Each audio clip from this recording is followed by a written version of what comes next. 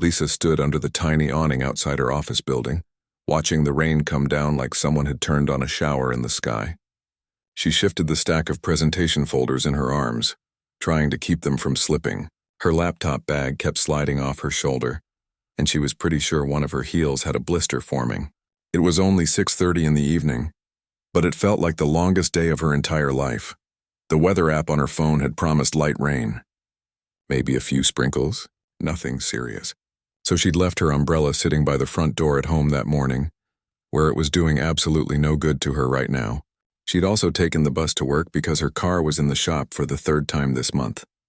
And because the universe apparently had it out for her today, her phone had died an hour ago. She watched her co-workers running through the rain to their cars in the parking lot. Some had umbrellas. Some just sprinted and didn't care about getting wet. One guy took off his jacket and held it over his head like that was going to help. Within seconds, they all disappeared into their vehicles and drove away, leaving her standing there alone. The bus stop was 3 blocks away. 3 very long, very wet blocks. She looked down at her white blouse and gray skirt. The folders in her arms contained the plans for tomorrow's big presentation. If these got soaked, she'd have to go back upstairs, log into her computer, and print everything again. That would take at least another hour. Lisa let out a long breath and considered her options. Wait here and hope the rain stopped? It didn't look like it was stopping anytime soon. The sky was dark gray and the rain was only getting heavier. Call someone? Her phone was dead. Run for it? She'd definitely ruin the presentation materials. Probably twist an ankle in these heels and arrive at the bus stop looking like she'd jumped into a pool fully clothed. She was still standing there, trying to decide which bad option was the least bad, when she heard a voice beside her. Looks pretty rough out there, doesn't it? She turned to see a guy around her age, maybe early 30s, holding a large black umbrella. He had a kind face and an easy smile. She recognized him immediately. He ran the food truck that parked outside the building every day. She'd bought lunch from him plenty of times. Always got the vegetarian spring rolls because they were amazing. Yeah, she said, managing a tired smile. I'm starting to think I should have just stayed at work and slept under my desk. He laughed. I've had days like that. You waiting for a ride? Bus, she admitted. And the stop is 3 blocks that way. She nodded toward the street where the rain was creating rivers along the curb. He looked at the rain, then back at her. That's quite a walk. Want some company? I've got this umbrella and I'm not using it for anything important right now. Lisa hesitated. She didn't really know this guy beyond their brief interactions at lunch, but then again she'd seen him almost every day for the past year. He was always friendly to everyone, always remembered people's orders. There was something genuinely nice about him, not the fake nice that some people put on. Are you sure? She asked. I don't want to take you out of your way. I'm already soaked from loading up my truck, he said, and she noticed his shirt was damp around the shoulders. A few more blocks won't hurt. Besides, I can't let someone who appreciates good spring rolls get caught in this mess. That would be bad for business. She laughed, really laughed for the first time that day. Okay, thank you. I really appreciate this. He opened the umbrella wider and stepped closer so it covered both of them. I'm David, by the way. I know we've met about 100 times at the truck, but I don't think I ever properly introduced myself. Lisa, she said. And yeah, I've been meaning to say more than just my order for the past year. I'm not usually that rude, I promise. Work just makes me scattered sometimes. No worries, David said as they stepped out into the rain. Everyone's like that during lunch rush. You'd be surprised how many people don't even look up from their phones while ordering. The umbrella was big, but not quite big enough for 2 people to stay completely dry while walking. Their shoulders bumped together as they tried to both fit underneath. Lisa found herself walking closer to him than she normally would to a stranger, but there wasn't really a choice. It was either that or get soaked. So you've been running that truck for a while? She asked, partly out of genuine curiosity and partly because walking in silence would have been awkward. About 2 years now, David said. Before that, I worked in marketing for a tech company. Spent all day in meetings and staring at spreadsheets. Hated every minute of it. Really? Lisa looked at him with surprise. That's a big change. What made you switch? He was quiet for a moment, guiding them around a huge puddle at the intersection. My dad had a restaurant when I was growing up. Nothing fancy, just a small place in the neighborhood. I basically grew up in that kitchen. When he got sick a few years ago, I realized I was wasting time doing work I didn't care about. So after he passed, I used the little bit he left me to buy the truck. Figured if I was going to work long hours anyway, might as well be doing something that matters to me. I'm sorry about your dad, Lisa said softly. Thanks. He would have liked this, I think. The truck. Getting to feed people every day. He always said the best part of the restaurant business wasn't the food, it was the people. They walked another block in comfortable silence. The rain pounded on the umbrella above them, creating a constant drumming sound. Cars splashed by, their tires throwing up spray. Lisa carefully kept the presentation folders tucked against her chest, trying to protect them from any stray drops. What about you? David asked. What do you do up there in that big building? Something important, I'm guessing, based on all those folders. I'm an architect, Lisa said. Well, junior architect. I mostly work on affordable housing projects. Right now, we're designing a complex that's going to have 150 units for families who need help with rent. Tomorrow, I'm presenting the final plans to the client, which is why I'm paranoid about these getting wet. That's really cool, David said, and he sounded like he genuinely meant it. So you're basically designing homes for people who need them most. That must feel good, Lisa smiled. Yeah, it does. I mean, the pay isn't great and the hours are terrible, but at least I feel like I'm doing something useful. My mom keeps asking when I'm going to switch to designing fancy mansions for rich people, but that's not really my thing. Your mom sounds like my uncle, David laughed. He keeps telling me I should sell the truck and go back to corporate work. Says I'm wasting my degree, but I don't know. I think there's more to life than just making the most money possible, you know? Definitely, Lisa agreed. They reached the second block. The rain was still coming down hard, showing no signs of letting up. A few other people rushed past them. Newspapers held over their heads or jackets pulled up. Everyone was just trying to get somewhere dry. So those spring rolls, Lisa said. What's your secret? Because I've tried making them at home and they never taste the same. David grinned. Sorry, that's classified information. If I told you, I'd have to kill you. Or at least lose a loyal customer. Come on, not even a hint. The sauce, he admitted. Most people think it's the filling, but it's really all about the sauce. I make it fresh every morning. My dad's recipe, actually. He spent years getting it perfect. Well, it definitely is perfect, Lisa said. I've probably spent way too much of my paycheck on your spring rolls, but I'm not even sorry about it. Music to my ears, David said. Though if your mom asks, feel free to tell her you're supporting a small business owner following his dreams. That sounds better than admitting you're addicted to spring rolls. Lisa laughed again. She couldn't remember the last time she'd laughed this much with someone she barely knew. There was something easy about talking to David. No pressure, no pretense. Just two people walking through the rain and having a normal conversation. They finally reached the bus stop. A few other people were huddled under the small shelter, all looking miserable and wet. Lisa spotted her bus about a block away, its lights cutting through the rain. Perfect timing, David said. Looks like you won't have to wait long. Thank you so much, Lisa said, turning to face him. Really, you saved me today. These would have been completely ruined. She held up the folders. Happy to help, David said. And hey, stay dry, okay? The bus pulled up with a hiss of air brakes. The doors opened and people started climbing on. Lisa moved toward the steps, then paused and looked back. I'll see you at lunch tomorrow? She asked. I'll save you extra spring rolls, David said with a smile. She smiled back and climbed onto the bus. As she found a seat by the window and the bus pulled away, she looked out to see David walking back the way they'd come, umbrella up, completely unbothered by the rain. She realized she was still smiling. For someone who'd had such a terrible day, she felt surprisingly good, and she found herself actually looking forward to tomorrow's lunch break, which was definitely a first.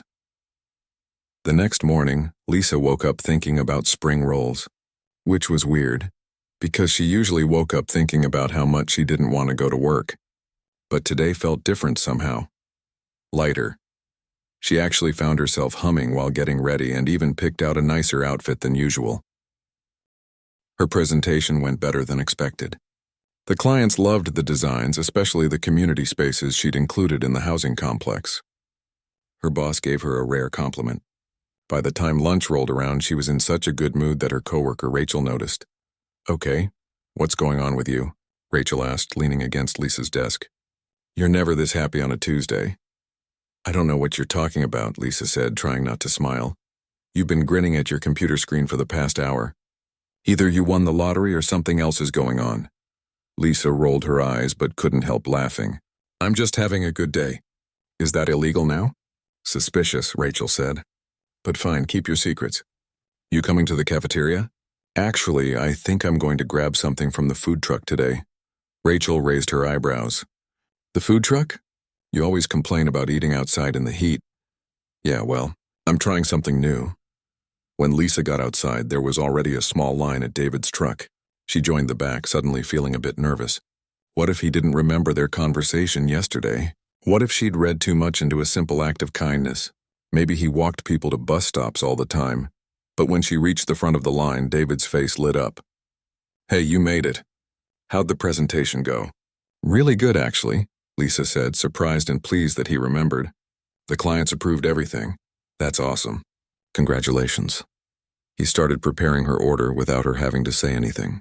So I might have made extra spring rolls today, just in case a certain architect stopped by. Lisa felt her cheeks warm. You didn't have to do that, I know.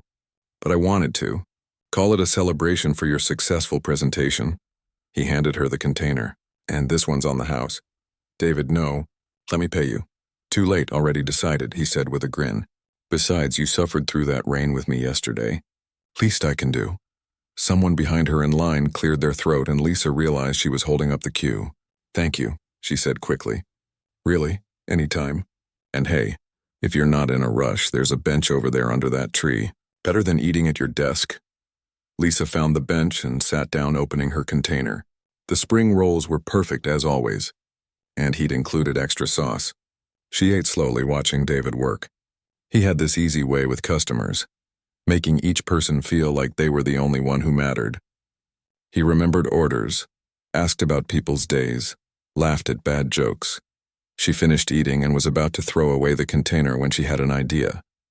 There was a coffee shop 2 blocks away, the fancy kind that David probably couldn't leave his truck to visit.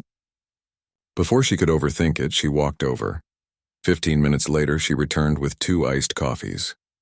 The lunch rush had died down and David was cleaning his prep area. Delivery, she called out. He looked up, surprised. What's this? Payment for yesterday, and for the free lunch. I figured you probably don't get much chance to grab coffee during work hours. David accepted the cup with a genuine smile. You know what? You're absolutely right. I usually just drink whatever burn stuff I make at home in the morning. This is perfect. Thank you. We're even now, Lisa said. Are we, though? David took a sip of his coffee. Because I think good deeds should be passed forward, not paid back. So really, you should go do something nice for someone else. That's a convenient philosophy for someone who just got free coffee. Hey, I'm just following my dad's rules. He used to say that kindness isn't a transaction. It's a current. You don't pay it back, you pass it on. Your dad sounds like he was pretty wise. He had his moments, David said softly. Then he shook his head like he was clearing away sad thoughts. So I have to ask, why affordable housing? Most architects I hear about want to design skyscrapers or museums or something flashy. Lisa leaned against the side of the truck. When I was in college, I volunteered at a homeless shelter. There was this family there, a mom with 2 kids. The mom worked 2 jobs but still couldn't afford rent in the city. The kids did their homework in the shelter's common room. And I just kept thinking, this is wrong. These people are working hard, doing everything right, and they still can't afford a safe place to live. So I figured maybe I could help fix that, or at least make a small dent in the problem. That's really cool, David said. The world needs more people who actually care about stuff like that. What about you? Do you ever miss the corporate job? The steady paycheck, the benefits, all that? David laughed. Sometimes. Like when the truck breaks down and I have to pay for repairs out of pocket.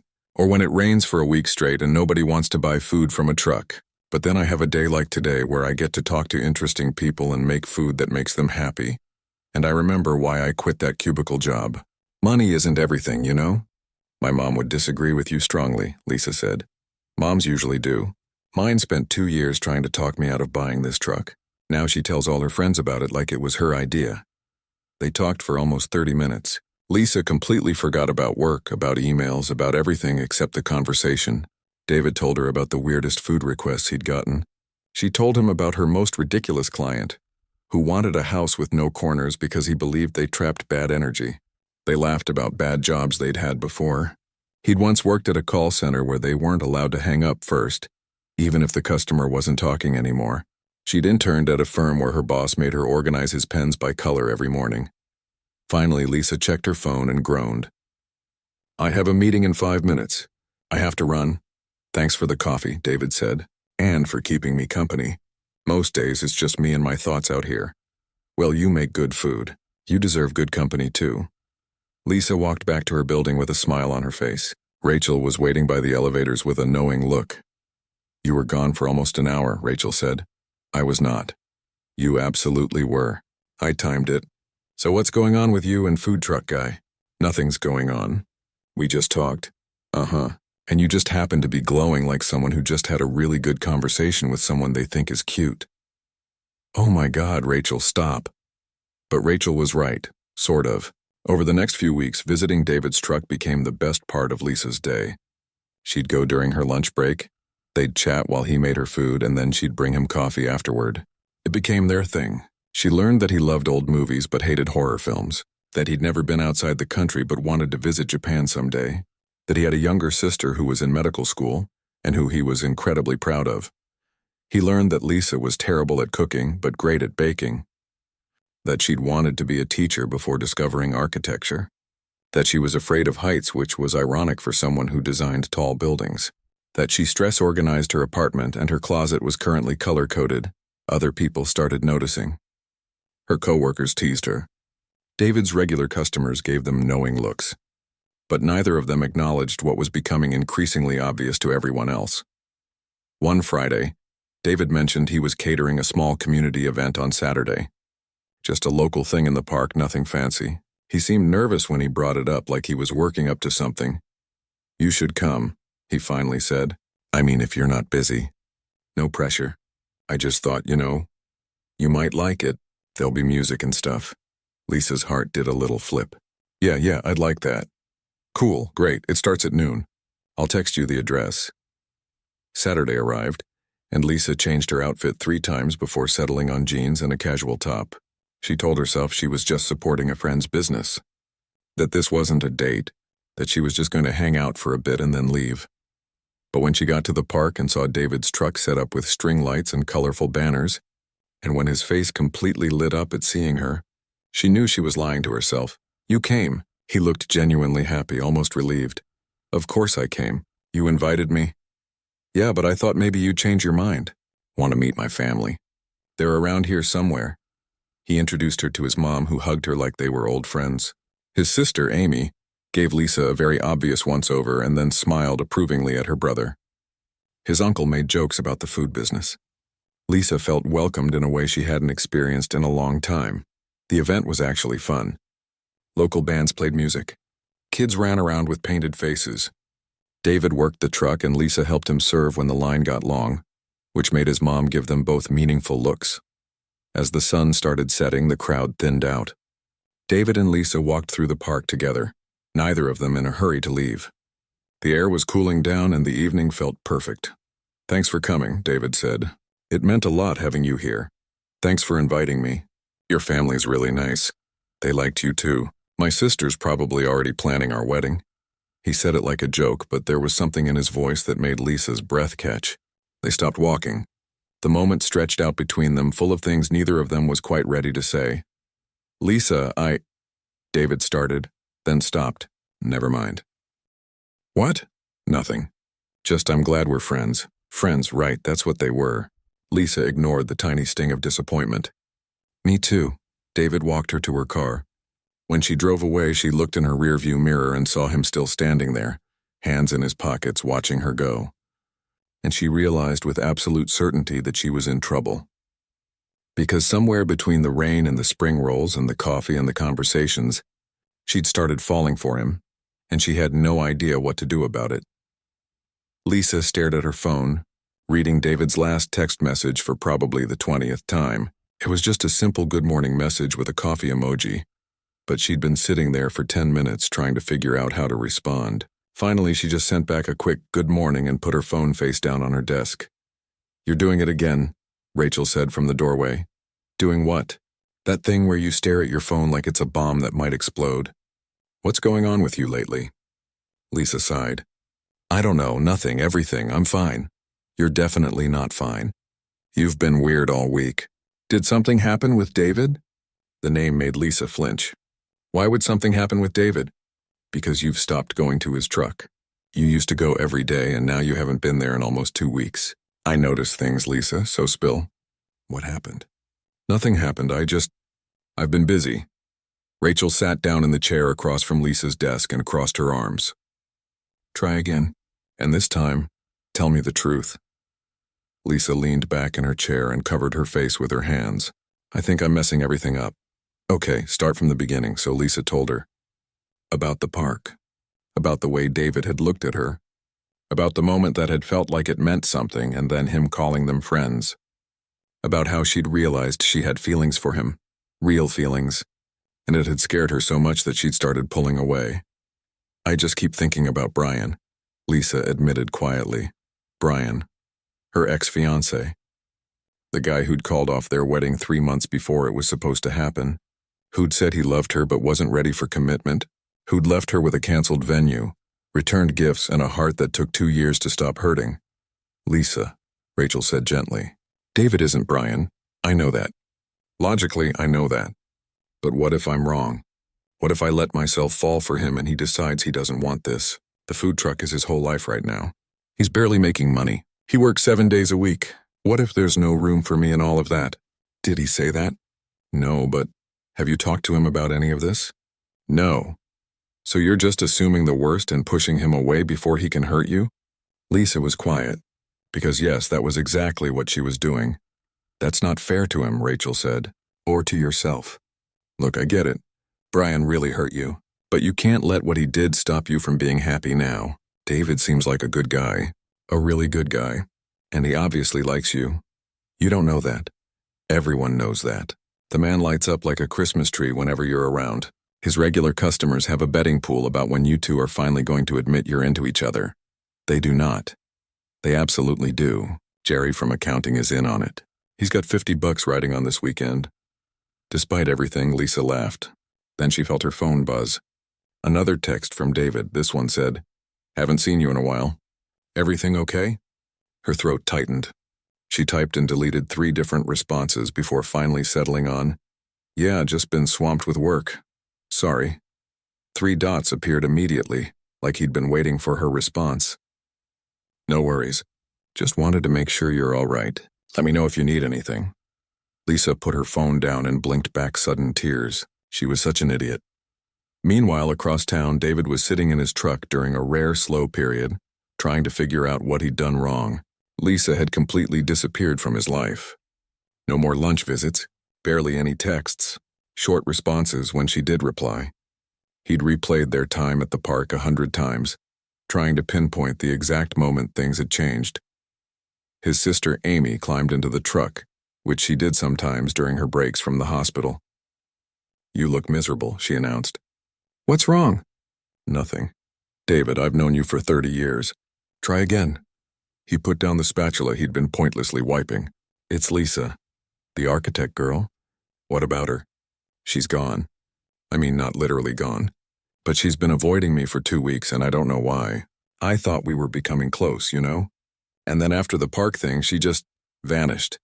Amy was quiet for a moment. Did you tell her how you feel? What? About her? Did you tell her you like her? No, I mean, we're friends. David, you're an idiot. Thanks, that's really helpful. I'm serious. You've been talking about this girl nonstop for months. You save spring rolls for her. You get all nervous before lunchtime hoping she'll show up. You introduced her to our entire family. And you think you're just friends? I don't know what she wants. Have you asked her? David ran his hand through his hair. It's complicated. The truck is barely breaking even right now. I'm working constantly. I have nothing to offer her. She's got this great career. She's smart and successful. Why would she want to be with someone who can barely pay his bills? Oh my God, you're both idiots, Amy said. David, listen to me. That girl likes you. I saw the way she looked at you at the park. And you like her. So stop making excuses and just talk to her. Tell her how you feel. The worst that can happen is she says she just wants to be friends. At least then you'll know. What if she says no? Then you move on. But what if she says yes? Are you really going to let fear stop you from finding out? After Amy left, David sat in his truck for a long time. His sister was right. He was making excuses. But the truth was he was terrified. He'd put everything into this business. His savings, his time, his dad's legacy. And it was hard. Really hard. Some days he barely made enough to cover costs. What if he couldn't give Lisa the kind of life she deserved? What if his dreams weren't enough? But then he thought about her laugh. The way she listened when he talked, really listened, like what he said mattered. The coffee she brought him. The way she'd helped him at the community event without being asked. The comfortable silences and the easy conversations. He pulled out his phone and started typing. Deleted it. Tried again. Deleted it again. Finally, he wrote, I miss our conversations. If I did something wrong, I'd like to know. If you just want space, I'll respect that. Either way, I hope you're doing well. He hit send before he could chicken out. Then he sat there staring at his phone, heart pounding. Lisa was in a meeting when her phone buzzed. She ignored it. Then it buzzed again, and again. When the meeting finally ended, she checked and saw messages from Rachel. Food truck guy just posted on his truck's Instagram and he looks sad, followed by, you need to fix this, followed by, I'm serious, Lisa. Go talk to him. Then she saw David's message. She read it sitting in her car in the parking garage and something inside her chest cracked open.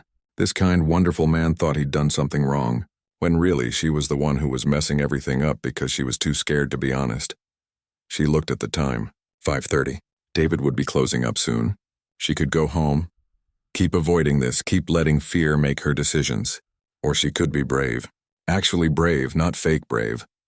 Lisa started her car and drove to the office building where David parked his truck. She got there just as he was wiping down the counter. When he saw her car pull up, his expression went through about 5 different emotions in 3 seconds. She got out and walked over. Hi, he said carefully. You got my message? Yeah, can we talk? Sure, let me just finish closing up. They sat on the curb beside his truck while the sun set. For a long moment, neither of them spoke. Finally, Lisa took a breath. You didn't do anything wrong, she said. I've been avoiding you, and that's on me, not you. Why? David asked quietly. Did I come on too strong? Make you uncomfortable? No, God, no. The opposite, actually. She picked at a thread on her jeans. I was engaged once. About 2 years ago. His name was Brian. We'd been together for 4 years, had the venue booked, had sent out invitations.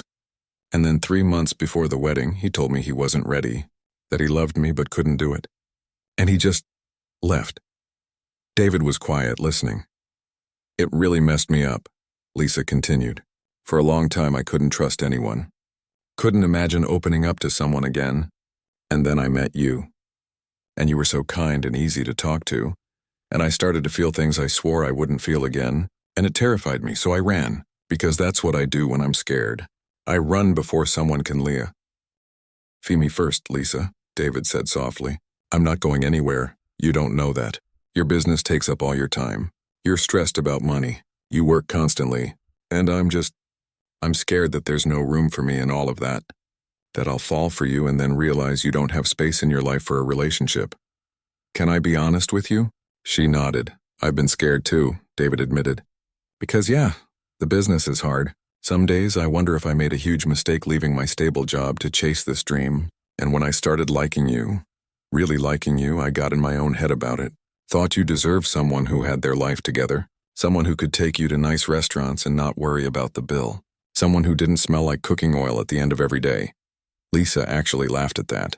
I like how you smell. Really? Because I'm pretty sure I smell like fried food 90% of the time. It's a good smell. A hard-working smell. They smiled at each other. Then David's expression got serious again. I like you, Lisa. Like really like you. Not as a friend. As more than that. And I understand if you're not ready for that. If you need time or space or whatever. But I needed you to know. Because I've spent the last 2 weeks thinking I'd somehow messed up the best thing that's happened to me in a long time. Lisa felt tears building. Good tears, not sad ones. I like you too. I'm really scared of getting hurt again. I can't promise you won't get hurt, David said. I wish I could, but I can't. What I can promise is that I'll be honest with you. I'll make time for you. And I'll try my best not to be an idiot who calls off a wedding 3 months before it happens." "That's a low bar, but I appreciate it," Lisa said with a watery laugh. "So what do we do now?" David asked. "I don't know. Take it slow? Actually talk to each other when we're scared instead of running away?" "I can do that, can you?"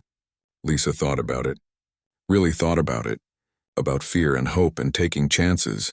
About the fact that safe didn't always mean happy. "Yeah," she finally said. "I can do that." David reached over and took her hand. It was the first time they'd held hands, and it felt both terrifying and exactly right. They sat there on the curb as the sun finished setting, holding hands and not saying anything. They didn't need to. They'd said enough. Tomorrow would come with all its complications and fears and uncertainties. But for now, this was enough. This was a start. 3 months after their curbside conversation, Lisa found herself in David's tiny apartment kitchen, laughing so hard she could barely breathe. There was flour everywhere. On the counters, on the floor, somehow in her hair. David had a white handprint on his shirt where she'd accidentally grabbed him while trying not to fall. "I told you baking was harder than it looked," Lisa managed to say between giggles. "You said you were good at baking," David protested, looking at the lumpy mess that was supposed to be bread dough. "I am good at baking. Following a recipe is good. This is experimental baking. This is a disaster. A delicious disaster, potentially." David pulled her close, not caring about the flour. "You have some on your nose," he said, then kissed it. "And your cheek, another kiss. And here." He kissed her properly this time, and Lisa forgot all about the bread. This was her life now. Sunday mornings in his apartment, trying new recipes. Friday nights when he'd close the truck early and they'd go to the cheap movie theater that showed old films. Wednesday lunches where she'd sit in his truck between customers and he'd test new menu items on her. It was simple and normal and made her happier than she'd been in years. They'd decided to take things slow, to be honest with each other, to actually communicate, and it was working. When Lisa felt scared or overwhelmed, she told him instead of pulling away. When David worried about money or the business, he let her in instead of pretending everything was fine. Like 2 weeks ago, when he'd called her late at night, voice tight with stress. The truck had failed a health inspection. Nothing major, just some equipment that needed replacing, but the inspector had been harsh and threatened to shut him down if he didn't fix everything within a week. David had been panicking. The repairs would cost almost $3,000 he didn't have. Lisa had gone over immediately, found him sitting on the floor of his apartment, surrounded by paperwork and inspection reports. She'd sat down beside him and they'd gone through everything together. Figured out exactly what needed to be fixed. Called his uncle, who knew a guy who could do some of the work cheaper. Found a supplier who had used equipment in good condition. By the end of the night, they'd gotten the cost down to $1,800 and made a plan. "I don't know what I'd do without you," David had said, exhausted but relieved. "Good thing you don't have to find out," Lisa had replied. The truck passed re-inspection with flying colors. David took her out to dinner to celebrate. Well, dinner at a food truck that wasn't his because that's what they could afford. But it was perfect anyway. Then it was Lisa's turn to lean on him. Her firm landed a huge project, their biggest yet. A 300-unit affordable housing complex with community centers and green spaces. It was everything Lisa had dreamed of working on. It was also overwhelming. 70-hour work weeks. Constant meetings. Impossible deadlines. She was exhausted and stressed and running on coffee and determination. David started showing up at her office at 8 p.m. with dinner. Not from his truck, but actual home-cooked meals he'd made in his apartment. He'd sit with her while she worked, not talking much, just being there. Sometimes she'd take a break and they'd eat together. Sometimes she'd be too busy and he'd just leave the food and kiss the top of her head and tell her he was proud of her. "You don't have to do this," she told him one night. "You work all day, too. You should be resting." "I want to," he said simply. "This project matters to you. You matter to me, so I'm here." It was the little things like that. The way he remembered she had a big presentation and texted her good luck in the morning. The way she helped him prep vegetables on Sunday afternoon so his week would be easier. The way they'd started keeping toothbrushes at each other's places. The way they fit. Lisa's mom finally met David at a family dinner that Lisa had been dreading for weeks. Her mom had opinions about everything, and Lisa knew she wouldn't approve of David's unconventional career choice, but she'd promised herself she wouldn't hide him or be ashamed. so she invited him and hoped for the best. Her mom was polite but cool. Asked pointed questions about the food truck business. Mentioned several times that Lisa's cousin was dating a lawyer. Made it very clear she thought Lisa could do better. Lisa felt her temper rising, but David just smiled and answered everything honestly and kindly. On the drive home, Lisa apologized. "I'm sorry, she was awful. She's protective," David said. "She wants what's best for you. I get it. You're what's best for me." He reached over and squeezed her hand. "Give her time. I'll win her over eventually. I've got good spring rolls on my side." 2 weeks later, her mom showed up at David's truck. He was so surprised he almost dropped a container. She ordered lunch, then waited while he made it. When he handed it over, she said, "You make my daughter happy. That's not nothing." It wasn't exactly a warm acceptance, but it was something. David texted Lisa immediately. "Your mom came by. Didn't threaten my life. I'm calling it a win." David's family at least loved Lisa completely. His mom called her every week. His sister invited her to girls' nights. His uncle taught her his secret technique for chopping onions without crying. She felt more at home with them than she'd ever felt with Brian's family, who'd always made her feel like she wasn't quite good enough. 6 months into their relationship, Lisa got a text from an unknown number. Her stomach dropped when she saw who it was, Brian, her ex, the one who'd called off their wedding and broken her heart. The message said, "Hey Lisa, I know this is out of the blue. Been thinking about you lately. Any chance you'd want to grab coffee and catch up? I've realized I made a big mistake letting you go." She stared at her phone, hands shaking. 2 years ago, maybe even 6 months ago, this message would have wrecked her, would have brought back all the pain and the what-ifs and the hurt. Now she just felt nothing. Maybe a tiny bit of anger that he thought he could just reach out like nothing had happened. She called David immediately. Told him about the text. Waited for him to get jealous or insecure or weird about it. Instead, he was quiet for a moment. Then he said, "How are you feeling?" "Honestly, kind of angry. Like, who does he think he is? He doesn't get to just show up now and act like he didn't completely destroy me? You want to meet him?" "No, God, no. I don't want anything to do with him. I needed to tell you. Needed you to know he reached out." "Thank you for telling me," David said. "And Lisa? You get to decide who's in your life now. You don't owe him anything. Not your time, not an explanation, nothing." That night, David came over with ice cream and they watched bad reality TV until Lisa felt better. She blocked Brian's number and didn't think about him again. Because she had something real now.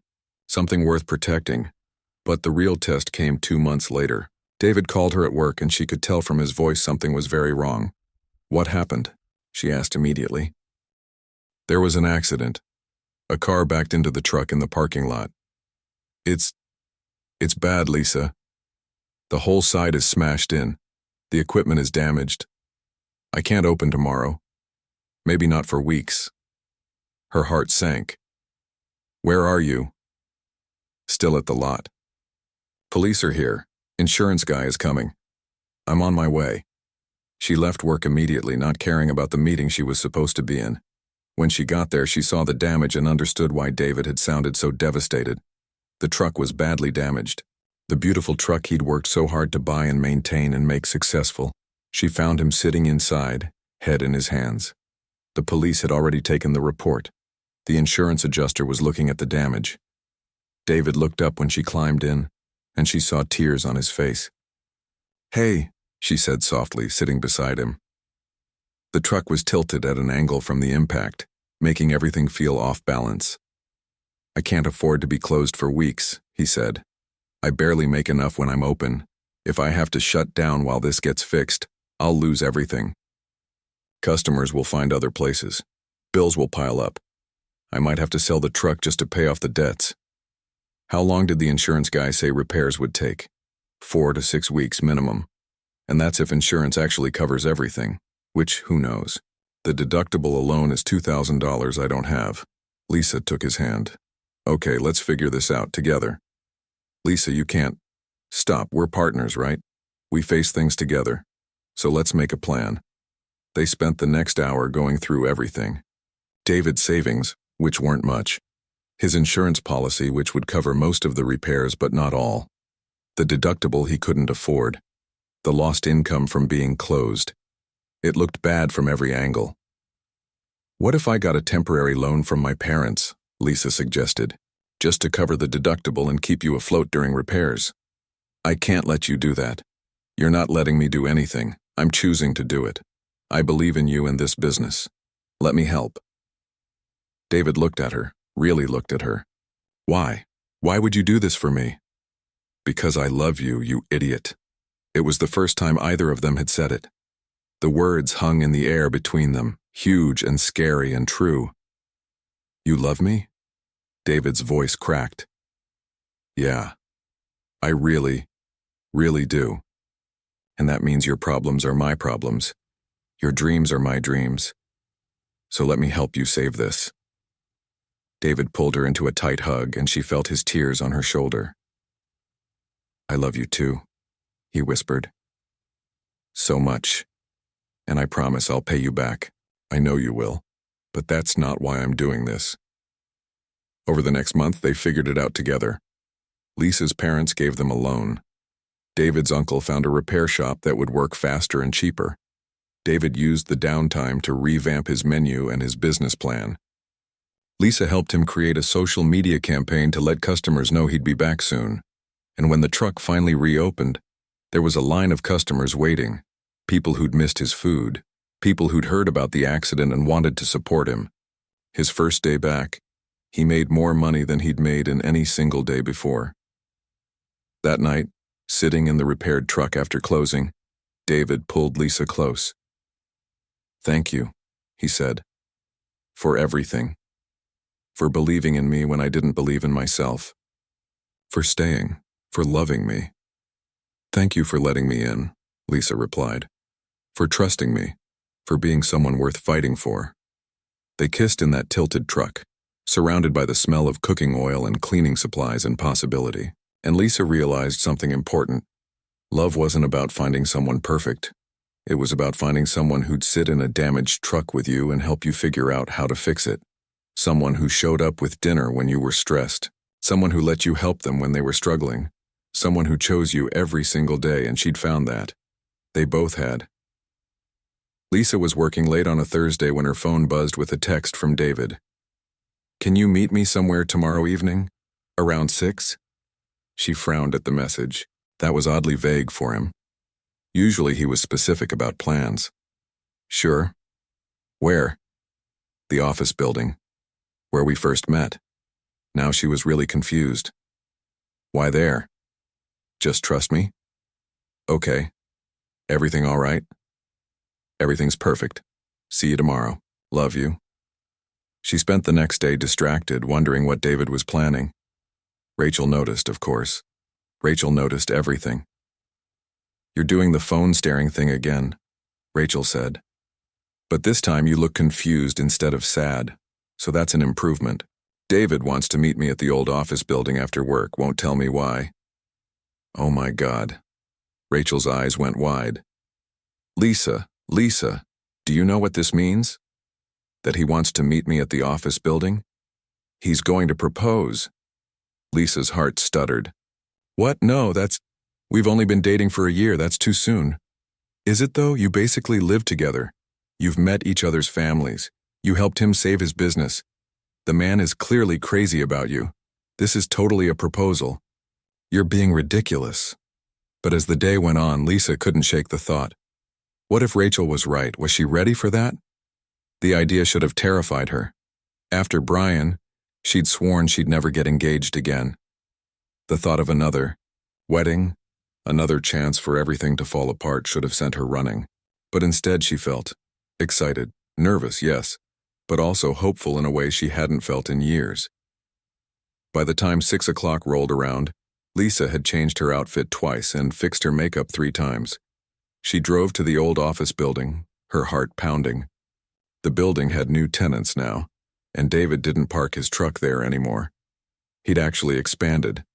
Had 2 trucks now, with employees running them while he focused on his new restaurant. Mitchell's Kitchen had opened 3 months ago. A small place, only 20 seats, but it was his dream come true. He'd named it after Lisa's last name, which had made her cry when he told her.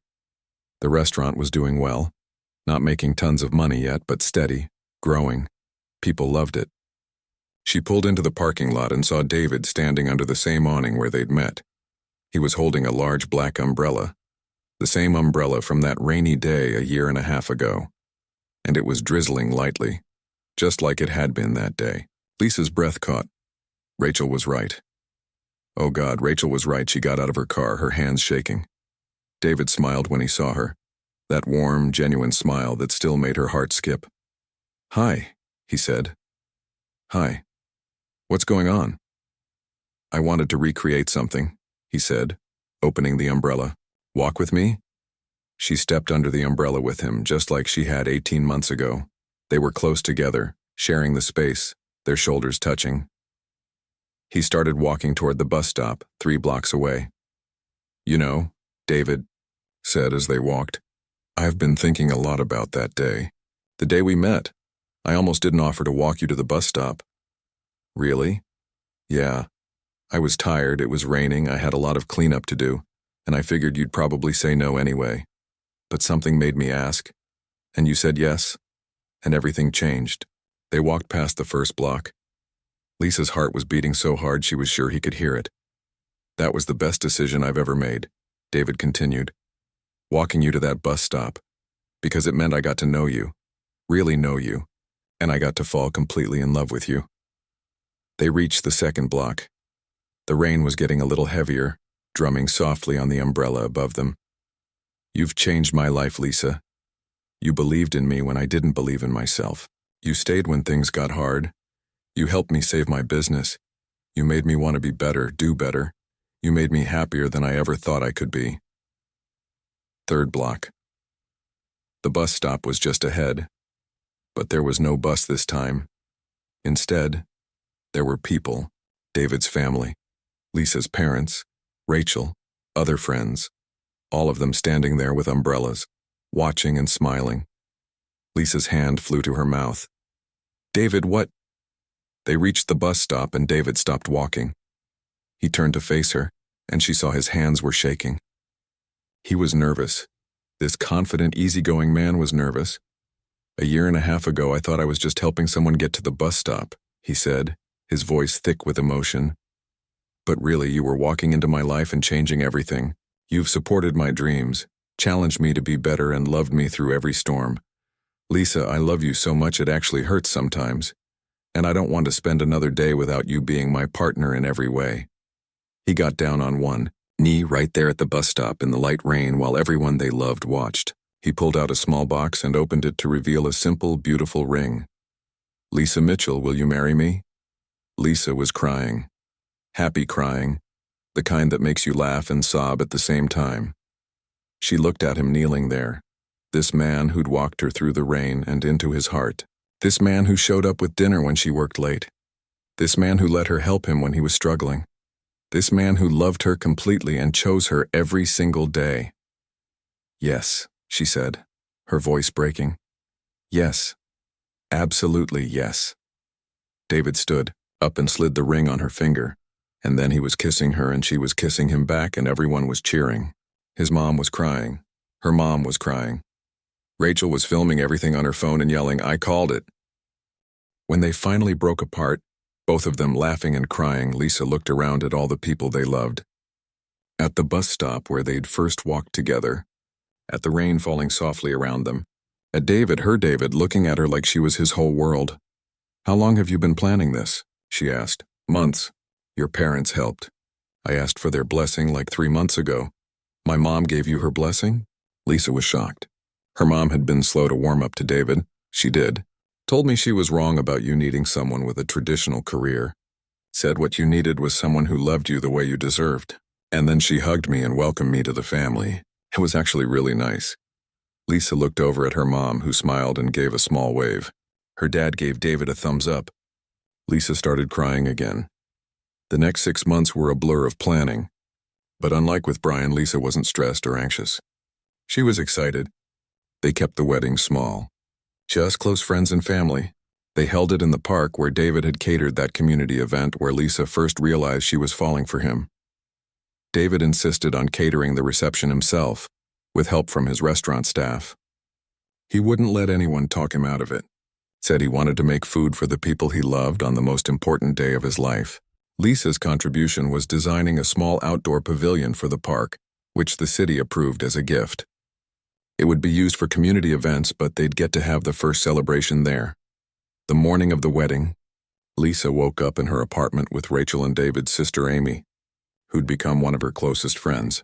She was surprisingly calm. No cold feet, no panic. Just peace and joy and certainty. "You ready for this?" Rachel asked while doing Lisa's makeup. "So ready. I can't wait to marry him." "Good. Because I have money riding on this actually happening. You backing out now would be very inconvenient for me." Lisa laughed. "I'm not backing out. This is different. David is different." This is right, and it was. When she walked down the makeshift aisle to where David waited, she saw him crying before she even got close. Happy tears, just like she was crying. They held hands and said their vows, promising to weather storms together, to support each other's dreams, to show up with dinner and umbrellas and love when it was needed. David's uncle officiated. He told the story of how they met, how a simple act of kindness in the rain had led to this moment, how sometimes the best love stories start with someone being willing to share their umbrella. "To David and Lisa," he said, raising his glass during the toast, "may you always walk through the rain together."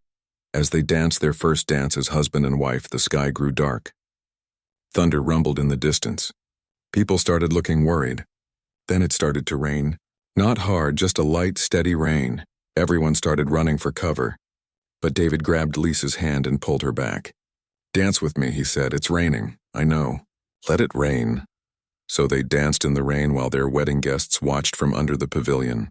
They laughed and spun and kissed, not caring that they were getting wet. Not caring about anything except this moment, this joy, this love they'd built together. Later, Lisa's dad gave a speech that made everyone cry. "Sometimes," he said, "the best thing that can happen to you is the thing you didn't plan for." Lisa was so hurt after her last relationship. I worried she'd never open her heart again. But then she met David, and he showed her that love doesn't have to hurt. That partnership means showing up even when it's hard. That sometimes all you need is someone willing to share their umbrella. "David, welcome to our family. You're exactly what our daughter needed." As the night went on and the rain stopped, Lisa and David snuck away for a few minutes alone. They stood under the pavilion she'd designed, looking at their friends and family celebrating. "We did it," David said, pulling her close. "We did. We're married. How does it feel?" Lisa thought about it. About Brian and the broken engagement and all the pain she'd carried. About being afraid to love again. About meeting David on a rainy day and slowly, carefully letting him into her heart. About building something real together. About choosing each other through challenges and fears and uncertainty. "It feels right," she said. "Like everything before was just practice for this. For us, I love you," David said. "I'm going to love you through every storm. Every hard day. Every challenge. I'm all in, Lisa, forever." "Forever," she agreed. "Through the rain and through the sunshine. Whatever comes, we face it together." They kissed under the pavilion while their loved ones danced nearby, and Lisa thought about how different her life looked now than it had 2 years ago. How she'd been stuck in fear and pain. How one act of kindness from a stranger with an umbrella had started to heal her. How love, real love, patient love had made her brave again. A year later, they were sitting in their apartment, the one they'd moved into together after the wedding. Lisa was working on designs for a new affordable housing project. David was testing recipes for the restaurant's new menu. It was a normal Tuesday night. Nothing special, but everything about it was perfect. "Hey," David said from the kitchen. "Come taste this." Lisa got up and walked over. He fed her a bite of something delicious. She made a face of pure happiness. "That's incredible." "What is it?" "Still working on it, but I'm thinking it'll be a good addition to the menu. Everything you make is good. You're biased. Completely." She kissed him. "But I'm also right." Her phone buzzed with a text from Rachel. "Dinner this weekend? Want to introduce you guys to someone I've been seeing?" Lisa smiled and texted back, "Definitely." "Your place or ours?" "Yours. Your husband cooks better than anyone I know." David looked over her shoulder and laughed. "Tell her I'll make the spring rolls. She'll lose her mind." "Good. They're my secret weapon." Lisa sent the text and put her phone down. Wrapped her arms around David from behind while he cooked. rested her head against his back, felt the steady rhythm of his breathing. This was her life now. Simple, real, full of small moments that added up to everything, and she wouldn't change a single thing. Outside, it started to rain. Lisa heard it pattering against the windows. Instead of making her anxious, it made her smile. Because rain didn't mean getting stuck anymore. Rain didn't mean being alone under an awning, afraid and uncertain. Rain meant the day she met David. Rain meant the beginning of their story. Rain meant love was coming even when you least expected it. "Hey, David," she said softly. "Yeah? Thank you. For walking me to the bus stop that day. For sharing your umbrella. For everything after." He turned around and pulled her close, kissed her forehead. "Best walk of my life," he said. "And I'd do it again 1,000 times. In any weather. At any time, I'd always choose to walk with you." And that, Lisa thought, was what love was supposed to be. Not grand gestures or perfect moments. Just someone willing to share their umbrella. Someone who chose to walk beside you through rain and sunshine. Through hard times and good. Someone who stayed. She'd found that person. And she was keeping him forever.